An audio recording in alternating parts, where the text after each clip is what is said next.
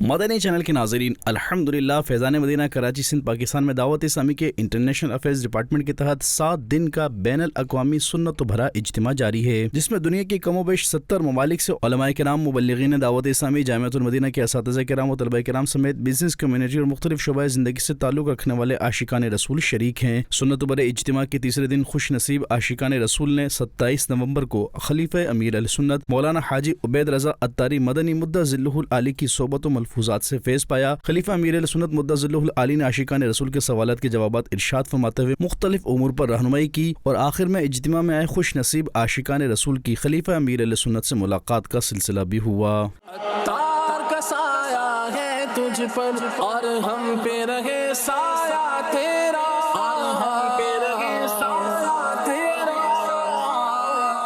اے خلیفہ امیر اہل سنت، اے خلیفہ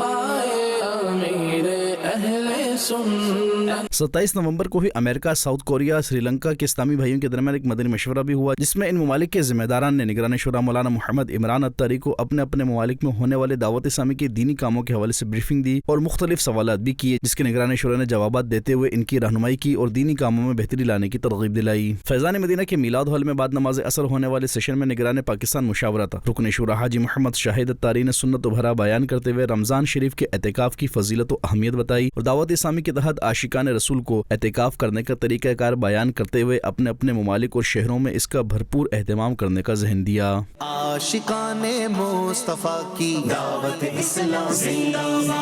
دین ہے سب کو سکھاتی، دعوت اسلامی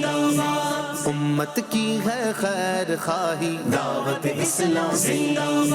افریقی ممالک سے اس اجتماع میں آئے علماء کرام اور دیگر عاشقان رسول نے اراکین شورا مولانا عبدالحبیب عطاری اور حاجی محمد امین عطاری قافلہ سے ملاقات کی اور دینی کاموں کے حوالے سے مختلف امور پر گفتگو کا سلسلہ ہوا۔ اس حوالے سے رکن شورا مولانا عبدالحبیب عطاری نے مدنی خبروں کو بتایا۔ اس وقت ہماری افریقہ سے آئے ہوئے